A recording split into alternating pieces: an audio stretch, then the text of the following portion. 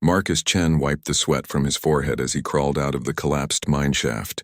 His orange safety suit was covered in dust and small cuts marked his arms where sharp crystal fragments had scraped him. The mining accident 3 hours ago had shaken the entire station, and now he was the only one small enough to check if the main support beams were still holding. "All clear down there," he called up to his supervisor through the comm unit. "But we've got a problem. Something big broke through the eastern wall." Marcus had been working on Kepler 4482b for 8 months now. The mining station was small, with only 30 humans and about 200 aliens from different species. Most of the aliens were Veltar, who looked like large crabs that walked on their back legs.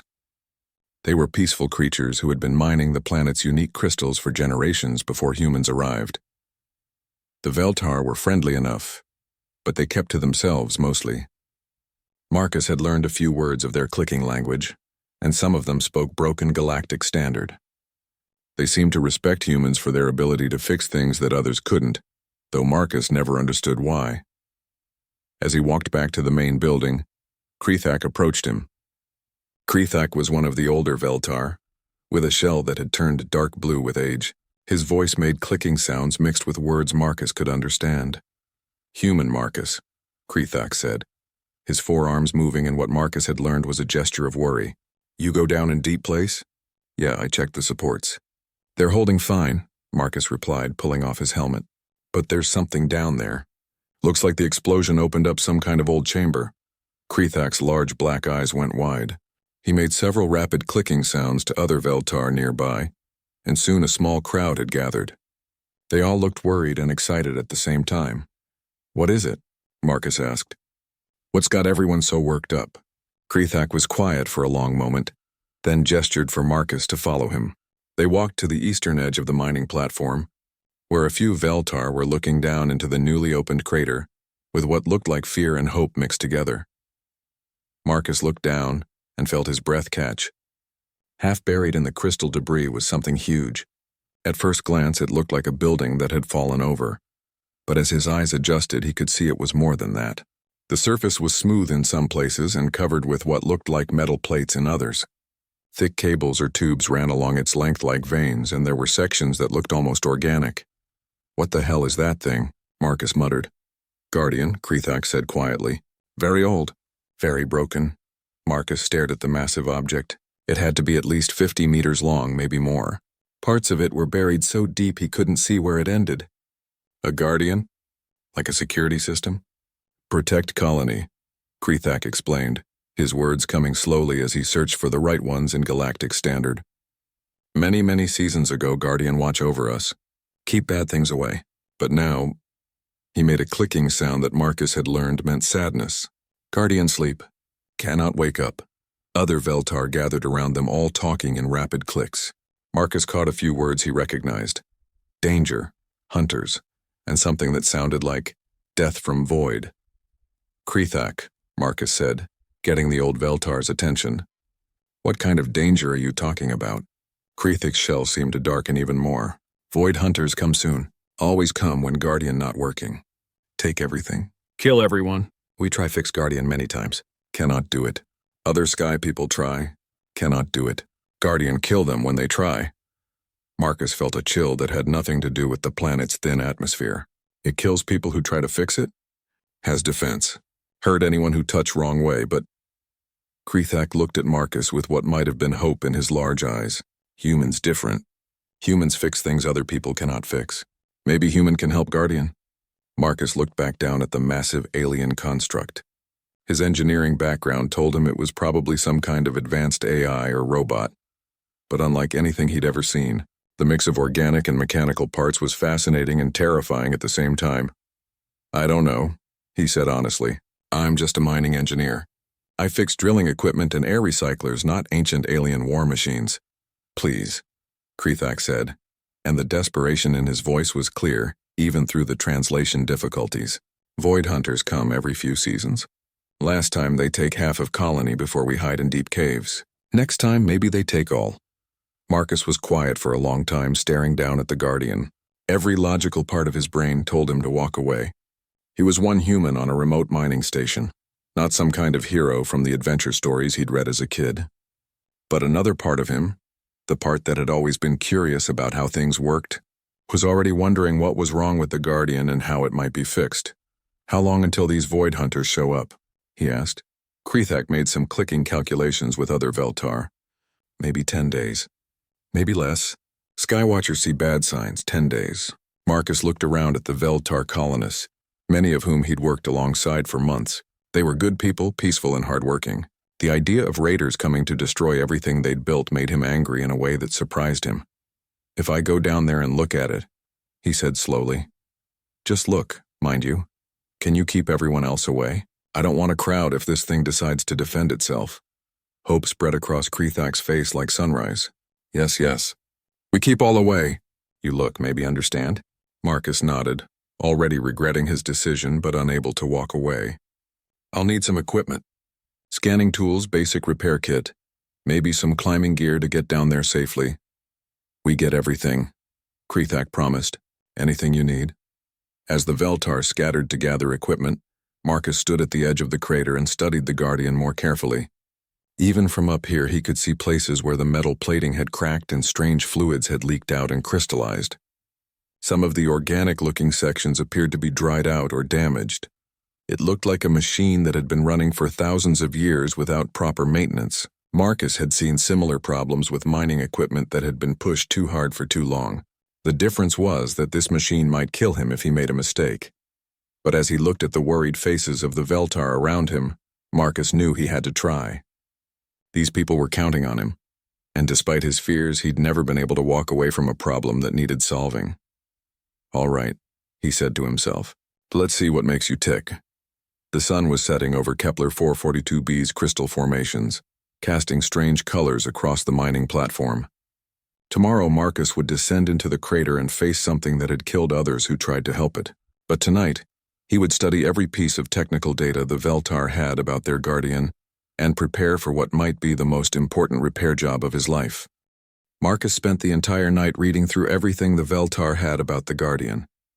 Most of it was written in their clicking language, but Krethak had translated the important parts into Galactic Standard. The records went back hundreds of years, telling stories of how the Guardian had protected the colony from space pirates, dangerous creatures and natural disasters. According to the histories, the Guardian had been built by an ancient race called the Architects. No one had seen an architect in over 1,000 years, and most people thought they were extinct.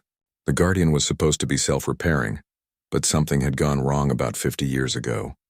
It had slowly grown weaker until it finally shut down completely 20 years ago. Many repair attempts had been made.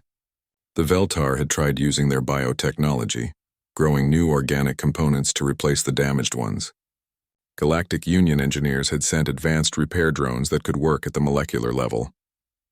A team of Zephyrian technicians, famous for their ability to interface with any computer system, had spent 3 months trying to reboot the Guardian's consciousness. All of them had failed. Most had simply been unable to understand how the Guardian worked.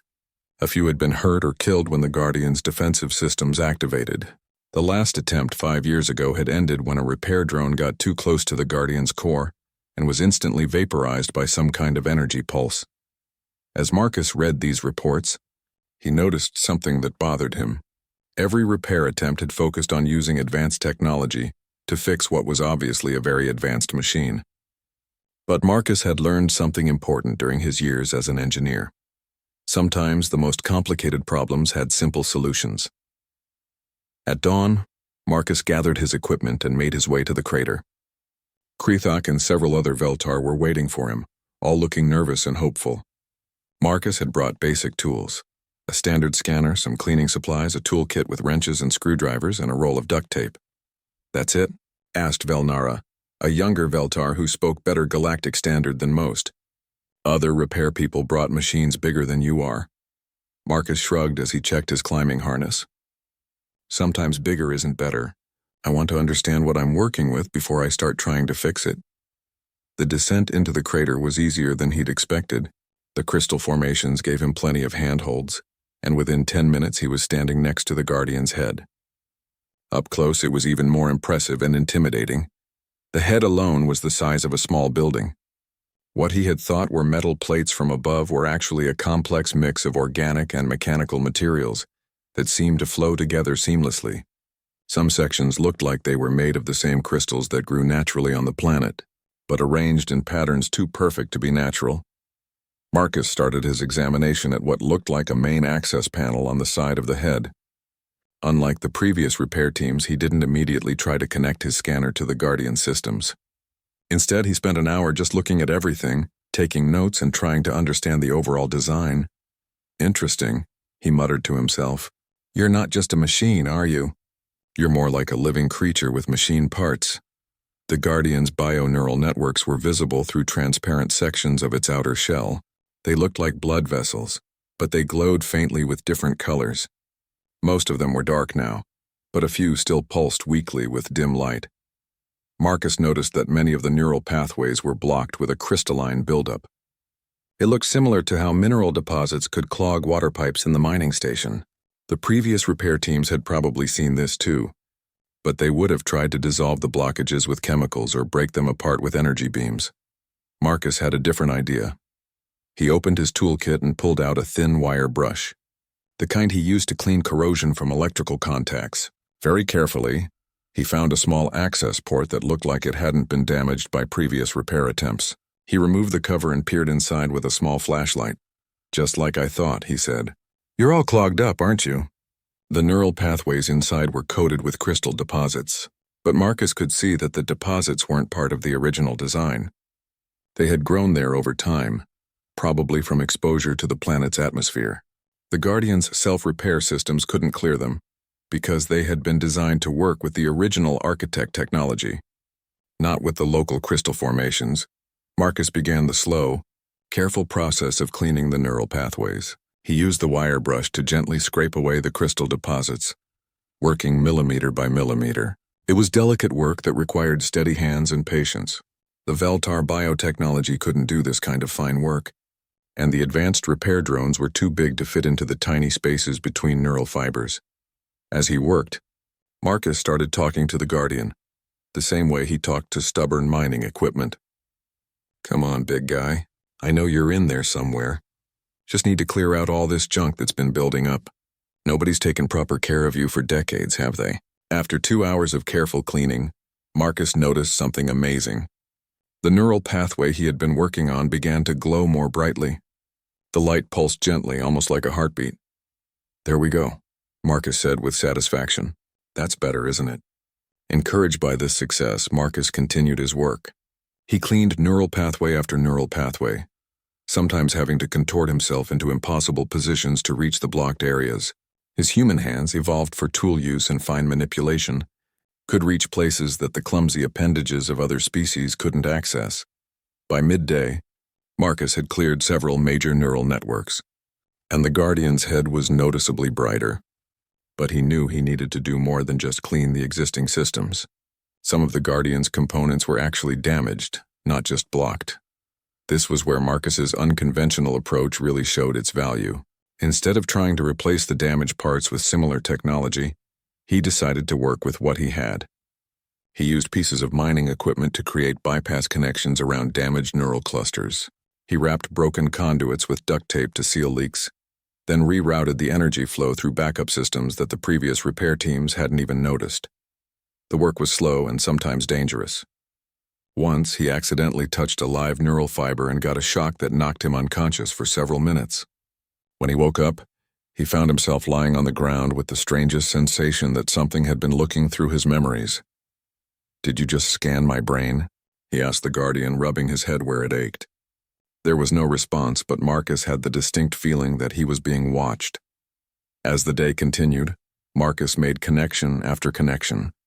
Where architect technology was missing, he substituted human engineering. Where bio-neural networks had died, he created electronic bridges using components from his repair kit. It wasn't elegant, and it certainly wasn't advanced, but it was working. The Guardian's head was now glowing with dozens of active neural pathways. Colors pulsed through its transparent sections in patterns that became more complex as Marcus worked. Sometimes he thought he could see shapes in the patterns, almost like the Guardian was trying to communicate. As evening approached, Marcus decided to attempt the most dangerous part of the repair. There was a large neural cluster near what he thought was the Guardian's central processing unit. It was heavily damaged, and his scanner indicated it was still connected to the Guardian's defensive systems. This is probably where the other repair guys got in trouble, Marcus said to himself. But if I don't fix this, none of the other repairs will matter. Very carefully, Marcus began working on the central cluster. As soon as he touched the first neural fiber, he felt a massive surge of information flood into his mind. Images, sounds, and emotions that weren't his own filled his consciousness. He saw flashes of the Guardian's memories, its creation by tall, graceful beings with silver skin, its first awakening and the joy of its creators, centuries of protecting colonies on dozens of worlds, the gradual decline as its creators disappeared and no one remained who understood how to maintain it properly. But mixed with these ancient memories were newer impressions, Marcus's own memories, viewed from the Guardian's perspective. The Guardian had been watching him work, learning from his methods, understanding not just what he was doing, but why he was doing it. When the flood of images stopped, Marcus found himself lying on his back, staring up at the Guardian's glowing neural networks. But something had changed. The patterns of light were no longer random. They pulsed in rhythm with his heartbeat. "Oh," Marcus whispered, understanding flooding through him. "You're not just a machine at all, are you? You're alive, and you've been alone for so long." The Guardian's neural patterns shifted, and somehow Marcus knew it was responding to him. Not with words, but with feelings of gratitude, relief, and something that might have been friendship. As night fell over Kepler 442b, Marcus climbed out of the crater with a sense of accomplishment unlike anything he'd ever experienced. The Guardian wasn't fully repaired yet, but it was awake. More than that, it was learning. Marcus woke up before dawn with his head still aching from the neural connection he'd made with the Guardian the day before. Strange dreams had filled his sleep, memories that weren't his own, images of worlds he'd never seen, and the overwhelming sensation of being very, very old and very tired. He got dressed quickly and headed for the crater, carrying more equipment than the day before. If his repairs had worked, the Guardian might be ready for more complex fixes. As he approached the edge of the crater, he stopped in surprise. The Guardian was glowing, not just the soft pulse of neural activity he'd seen yesterday, but a bright, steady light that came from deep inside its structure. The biomechanical creature that had been dark and lifeless for 20 years was clearly alive and aware. Krethak was already there, along with most of the other Veltar from the colony. They stood at the crater's edge, clicking rapidly to each other in what Marcus had learned was their way of expressing amazement and fear. "Human Marcus," Krethak called when he saw him approach. "Guardian changes in night. We feel it wake up. Very powerful. Very different." Marcus looked down at his patient and felt a mix of pride and worry. The Guardian was definitely more active than it had been, but something about its posture seemed different. Before it had looked like a machine that had simply shut down. Now it looked like something that was waiting. "Different how?" Marcus asked.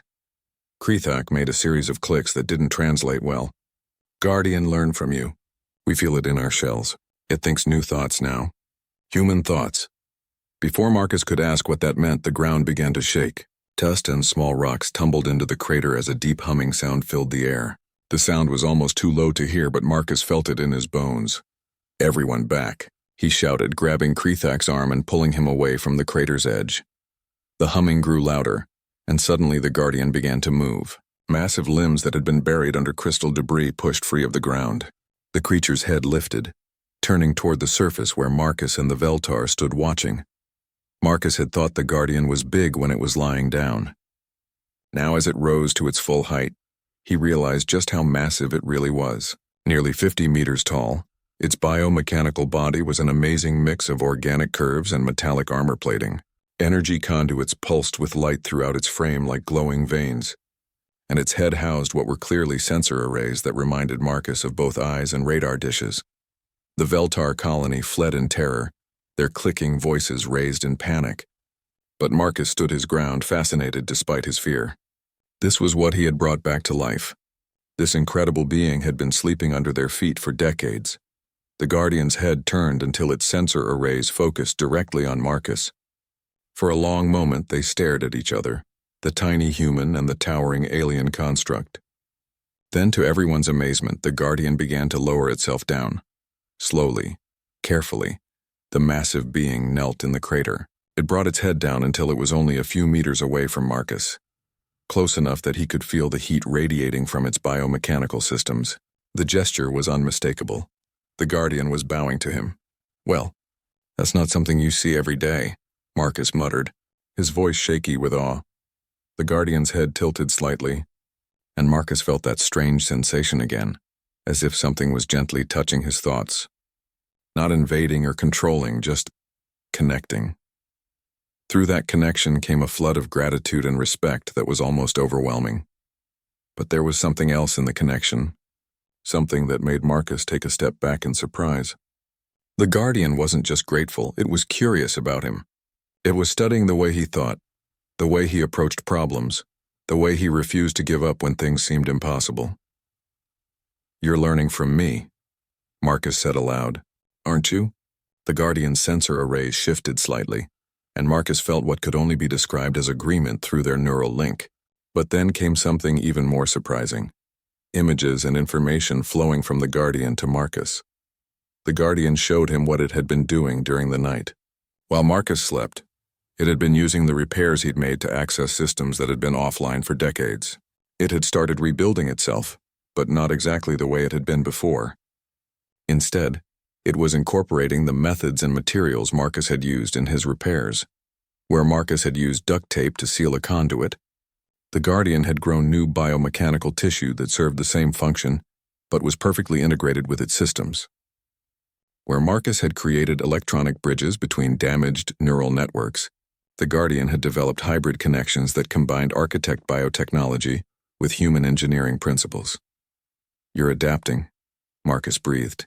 "You're not just fixing yourself, you're improving yourself based on what I showed you." Through their connection, Marcus felt the Guardian's agreement, along with something that might have been excitement. The ancient being was discovering new ways to solve old problems, and it was eager to learn more. Over the next several hours, Marcus watched in amazement as the Guardian continued its self-repair process. But instead of working in the crater, the Guardian began moving around the colony, examining the human and Veltar technology with obvious interest. The colonists were terrified at first, hiding in their buildings as the massive being walked among them. But the Guardian was careful not to damage anything, and gradually people began to venture outside to watch. Marcus noticed that the Guardian was paying particular attention to the mining equipment he'd been maintaining.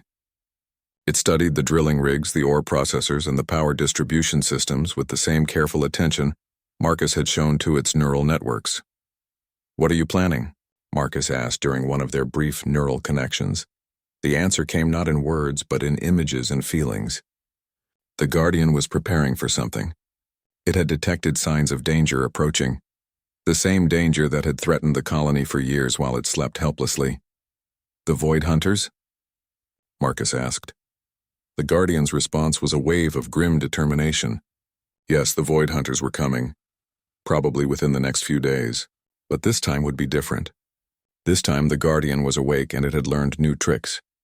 As if to demonstrate, the Guardian moved to one of the broken mining drills that Marcus had been planning to repair. Using appendages that could apparently reconfigure themselves for different tasks, it began working on the drill with techniques that were clearly inspired by Marcus's methods, but executed with precision no human could match.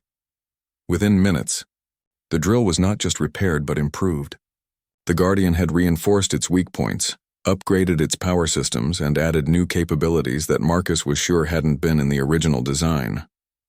"Holy hell," Marcus whispered. "You're not just learning human engineering, you're perfecting it." The Guardian's sensor arrays turned toward him, and through their connection came a feeling of shared pride. It was enjoying this new way of thinking about problems. For centuries, it had been bound by its original programming, able only to maintain and defend according to ancient protocols. Now it could innovate, adapt, and improve. But the most amazing change came at the end of the day. As Marcus was preparing to return to his quarters, the Guardian approached the colony's main building.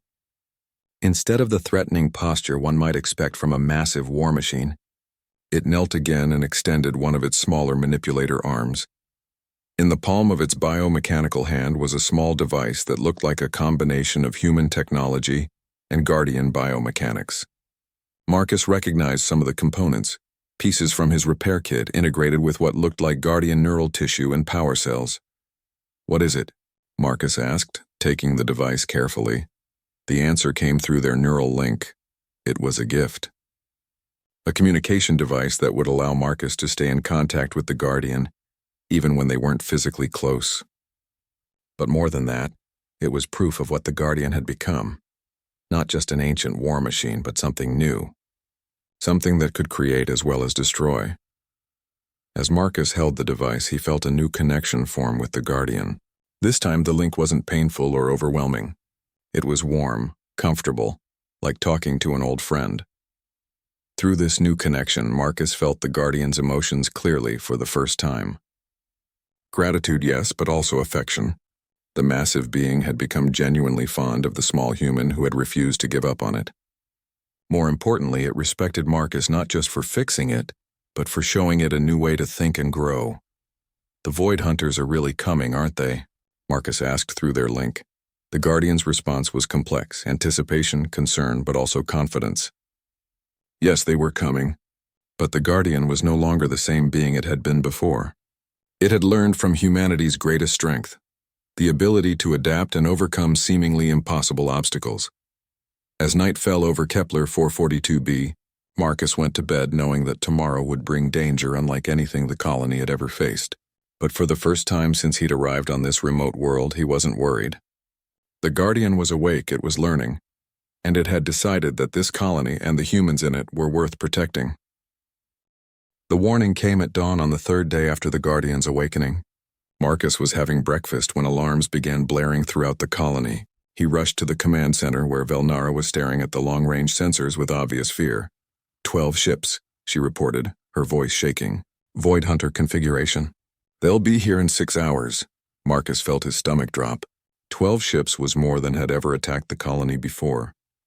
The largest previous raid had involved only 4 ships, and that had nearly destroyed half the settlement. The Veltar began their evacuation procedures immediately, gathering essential supplies and preparing to hide in the deep caves where they'd waited out previous attacks. "No," Marcus said firmly. "We're not running this time." Krethak approached him, all 4 arms moving in distress. "Human Marcus, you not understand. Void Hunters very dangerous. They have weapons that break planets. Even Guardian cannot fight 12 ships when the old Guardian couldn't," Marcus replied. "But this isn't the old Guardian anymore." As if summoned by his words, the Guardian appeared at the colony's edge. Its massive form had changed again during the night, becoming more streamlined and clearly more weaponized. Additional armor plating had grown over vital systems, and new appendages that looked distinctly weapon-like had emerged from its shoulders and arms. Through their neural link, Marcus felt the Guardian's calm confidence. It had spent the past 3 days not just repairing itself, but preparing for this exact moment. It knew the Void Hunters were coming, and it had plans. "Guardian," Marcus said aloud, touching the communication device it had given him. "Are you ready for this?" The response came as a wave of determination mixed with something Marcus had never felt from the Guardian before: controlled anger. The ancient being had watched helplessly for decades as raiders terrorized the colonies it was meant to protect. Now it finally had the power to do something about it. But what the Guardian showed Marcus next was completely unexpected. Instead of preparing for a conventional battle, it had been studying the colony's infrastructure, the mining equipment, and even the natural crystal formations of the planet. It had developed a battle plan that was unlike anything in its original programming. "You want to turn the entire mining operation into a weapon?" Marcus asked, amazed. The Guardian's confirmation came with detailed images of its plan. The mining drills could be reconfigured as projectile weapons. The ore refineries could be modified to produce explosive charges. The power grid could be rerouted to create energy barriers and weapon emplacements. Even the crystal formations could be used as natural shields and amplifiers for defensive systems. That's... Marcus paused, struggling to find words for what he was seeing. "That's brilliant. And completely insane. I love it." The next 6 hours were a blur of activity. While the Veltar evacuated to the deep caves, Marcus and the Guardian worked together to transform the peaceful mining colony. into a fortress. The Guardian's biomechanical systems allowed it to interface directly with human and Veltar technology, while Marcus's engineering knowledge helped it understand how to modify systems for purposes they were never designed for. Mining drills were repositioned to serve as railgun emplacements. Ore haulers were converted into mobile missile platforms. The colony's main power reactor was reconfigured to feed energy directly to the Guardian's weapon systems. Most impressively, the Guardian used its biomechanical abilities to grow new neural connections throughout the colony, turning the entire settlement into an extension of itself. This is like playing the galaxy's most dangerous game of engineering improvisation, Marcus muttered as he helped the Guardian wire explosives to the crystal formations around the colony perimeter. Through their neural link, Marcus felt the Guardian's amusement at his comment. The ancient being was actually enjoying this creative problem-solving approach to warfare. For thousands of years it had fought according to rigid tactical programs. Now it was improvising, adapting and finding new solutions to old problems. When the Void Hunter fleet finally appeared in the planet's atmosphere, they found something completely different from what they expected. Previous raids on this colony had always met with minimal resistance. A few desperate colonists with light weapons, maybe some improvised barriers. The Void Hunters had grown complacent, confident that nothing on this remote world could threaten their superior technology. The lead ship dropped toward the colony, its weapon ports opening in preparation for the usual quick strike that would leave the settlement defenseless. That's when the Guardian struck. The mining drill that had been repositioned on the colony's eastern ridge fired its first shot. Instead of boring through rock, it launched a projectile made of compressed crystal and metal alloy at nearly a quarter of light speed. The projectile punched through the Void Hunter ship's shields like they weren't there, and tore a hole clean through its hull. The ship exploded in a brilliant flash of light, and the remaining 11 Void Hunter vessels suddenly realized they weren't facing helpless colonists anymore. Guardian, Marcus said through their link, show them what happens when you mess with someone under your protection. The battle that followed was unlike anything in the recorded history of the galaxy. The Guardian didn't just fight the Void Hunters. It orchestrated a symphony of destruction using every resource available on the planet. Modified mining equipment struck from unexpected angles. Crystal formations amplified and redirected energy beams. The colony's infrastructure became a massive weapon system with the Guardian as its controlling intelligence. But what made the battle truly remarkable was the Guardian's tactical approach. Instead of simply trying to destroy the enemy ships, it analyzed their formations, predicted their movements, and set traps using the very environment around the colony. When 3 Void Hunter ships moved to flank the settlement, they found themselves caught in a crossfire between crystal-enhanced energy beams and projectile weapons that had been improvised from ore processing equipment. 2. More ships fell to what could only be described as psychological warfare. The Guardian used its neural connections to the colony's communication systems to broadcast images of the first ship's destruction directly to the remaining Void Hunters. The message was clear. This was not going to be an easy victory. Marcus watched in amazement as the Guardian adapted its tactics in real time, learning from each exchange and developing new strategies. When the Void Hunters tried to target the Guardian directly with their most powerful weapons, it used the mining tunnels as cover, emerging at unexpected locations to strike back. You're not just fighting them, Marcus realized through their link. You're teaching them that this colony is too dangerous to attack. The Guardian's response was a mixture of satisfaction and grim determination. It wasn't enough to win this battle. It needed to win in a way that would make the Void Hunters think twice about attacking any colony in this sector ever again. The turning point came when the remaining Void Hunter ships tried to retreat to a safe distance and bombard the colony from orbit. The Guardian had anticipated this move. Using the planet's natural crystal formations as amplifiers, it projected a defensive energy field that covered the entire colony and extended into the upper atmosphere. But then it did something that shocked everyone, including Marcus. Instead of continuing to fight, the Guardian opened a communication channel to the surviving Void Hunter ships. Through speakers positioned around the colony, its voice echoed across the battlefield, not the mechanical tones one might expect from an ancient war machine, but something that sounded almost human in its controlled anger. This colony is under my protection, the Guardian announced. You have seen what happens to those who threaten it. Leave now and spread word to others like you. The age of easy prey is over. The Guardians are awake, and we have learned new ways to fight. For a moment, the battlefield was silent except for the crackling of damaged ships and the hum of the Guardians' energy systems. Then, one by one, the surviving Void Hunter vessels began to retreat. But the Guardian wasn't finished. As the last ship prepared to jump to hyperspace, it fired one final shot. Not to destroy the ship, but to disable its weapons and engines. The crippled vessel hung in space, helpless but alive. "Take this message to your kind," the Guardian broadcast to the disabled ship. "The colonies you have terrorized for so long are no longer defenseless. We are watching. We are learning. And we will protect what is ours." As the other Void Hunter ships fled and the disabled vessel was left to contemplate its situation, Marcus felt a deep sense of satisfaction flow through his link with the Guardian. The battle was won, but more importantly, it had been won in a way that would change everything. "That was incredible," Marcus said aloud. "But why did you let that last ship live?" The Guardian's response came with images of other worlds, other colonies that lived in fear of Void Hunter raids. The message needed to be delivered, and fear was often more effective than destruction.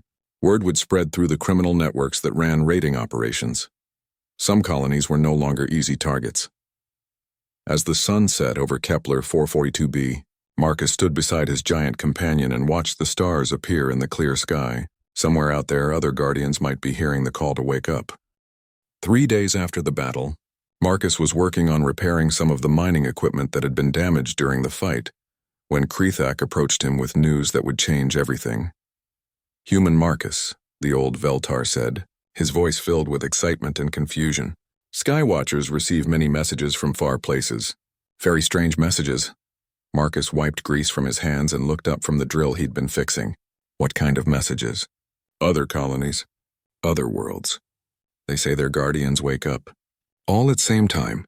All looking for humans." Marcus dropped his wrench. Through his neural link with the Guardian, he felt a surge of something that might have been satisfaction mixed with anticipation. "What do you mean, all at the same time?" Krethak gestured toward the communication center with all 4 arms. "Come see. Very many messages." Marcus followed the Veltar to the colony's main communication array, where Velnara was monitoring incoming transmissions from across the galaxy. Her large eyes were wide with amazement as she translated the messages appearing on her screens. 17 colonies have reported Guardian awakenings in the past 72 hours, she said. All of them described the same thing. Guardians that had been dormant for decades or centuries suddenly coming back to life. And all of them are asking the same question. "Which is?" Marcus asked, though he was beginning to suspect he already knew the answer. "They want to know if there are any humans on their worlds. The Guardians won't fully activate until they make contact with a human." Marcus felt a chill run down his spine. Through his link with the Guardian, he sensed vast networks of communication stretching across the galaxy, ancient connections between Guardians that had been dormant for so long that everyone had forgotten they existed. "Guardian," Marcus said aloud, knowing his companion was listening through their neural connection. "What did you do?" The response came as a flood of images and information that took Marcus several minutes to process. When the Guardian had awakened, it hadn't just reactivated its own systems. It had sent a signal through the ancient Guardian network, a call that reached every dormant Guardian in the galaxy. But the signal hadn't been a simple reactivation command. Instead, it had been a data package containing everything the Guardian had learned from Marcus.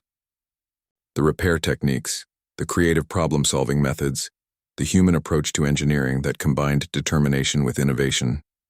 Most importantly, it had shared the neural patterns it had absorbed from Marcus during their connection. "You taught them how to recognize humans," Marcus breathed. "You shared my memories, my way of thinking with every Guardian in the galaxy." The Guardian's confirmation came with a sense of deep satisfaction. But there was more to the revelation. The Guardians hadn't just been programmed to protect colonies. They had been designed to learn from and bond with whatever species successfully awakened them. The architects had created them to be adaptive, to evolve their protective methods based on the needs and abilities of the species they encountered. For centuries, the Guardians had been limited by their original programming because no one had been able to awaken them properly. Various species had tried to reactivate dormant Guardians over the years, But their attempts had always failed because they approached the problem with advanced technology, rather than the hands-on, intuitive methods that the Guardians were designed to respond to. Humans, with their combination of curiosity, stubbornness, and practical engineering skills, were uniquely suited to awaken the Guardians. More than that, human thinking patterns were apparently compatible with the Guardian learning protocols in a way that no other species had achieved. "So you're telling me," Marcus said slowly, "that every Guardian in the galaxy is now programmed to think like a human engineer?" The Guardian's response was complex, but the basic answer was yes. Each Guardian that awakened would still retain its original personality and memories, but it would also incorporate human problem-solving methods and the ability to form emotional bonds with the species it protected. Over the next few weeks, reports continued to flood in from across the galaxy. Guardians were awakening on worlds where humans were present, and the results were remarkable. The ancient protectors weren't just returning to their old duties. They were revolutionizing planetary defense with creative applications of existing technology. On Kepler 438c, a Guardian had learned from human miners how to use seismic charges and had developed a planetary defense system that could cause targeted earthquakes to disrupt invading forces. On New Terra, a Guardian working with human agricultural specialists had created biodefensive systems that could rapidly grow barrier walls and camouflage entire settlements. But the most significant reports came from worlds that had been written off as too dangerous for colonization. Guardians in those systems had awakened and were actively seeking out human contact, sending signals that essentially said, "Come here. We can protect you now." Marcus was reading one such report when he felt the Guardian's attention focus on him through their neural link. "What is it?" he asked. The answer came as a series of star charts and navigation data. The Guardian was showing him locations throughout the galaxy, where dormant Guardians waited for human contact. Dozens of worlds that could become safe havens for human colonies if someone was willing to make the journey and awaken their protectors. "You want me to leave?" Marcus realized. "You want me to go wake up other Guardians?" The Guardian's response was complicated. It didn't want Marcus to leave. Their bond had become genuinely important to both of them. But it also understood that Marcus had accidentally started something that could change the balance of power in the galaxy. Other Guardians needed human contact to reach their full potential, and there weren't enough humans on frontier worlds to awaken them all. "I'm just one person," Marcus protested. "I can't wake up every Guardian in the galaxy." But even as he said it, Marcus was studying the star charts the Guardian was showing him. Some of the dormant Guardians were in systems that had been abandoned due to raiders or dangerous creatures. Others were on worlds that had never been successfully colonized because they lacked adequate defenses. "If those Guardians could be awakened, you've thought this through, haven't you?" Marcus asked. "You and the other Guardians have been planning this." The confirmation came with images of the galaxy as it could be. Hundreds of worlds protected by awakened Guardians. Safe zones where peaceful species could build new colonies without fear of raiders or other threats. A network of protected systems that could serve as stepping stones for further exploration and colonization. But the plan required humans. Not just any humans, but humans who understood how to work with their hands, how to solve problems creatively, how to form bonds with alien intelligence, engineers, mechanics, technicians, the kind of people who could look at a broken Guardian and see not an ancient relic, but a machine that needed fixing. Marcus spent 3 days thinking about the Guardian's proposal. During that time, more reports arrived from across the galaxy. The Galactic Union was starting to take notice of the Guardian awakenings, and there were already discussions about sending scientific teams to study the phenomenon. "That's the last thing we need," Marcus told the Guardian during one of their evening conversations. "Government scientists will want to study the Guardians like specimens instead of treating them as living beings."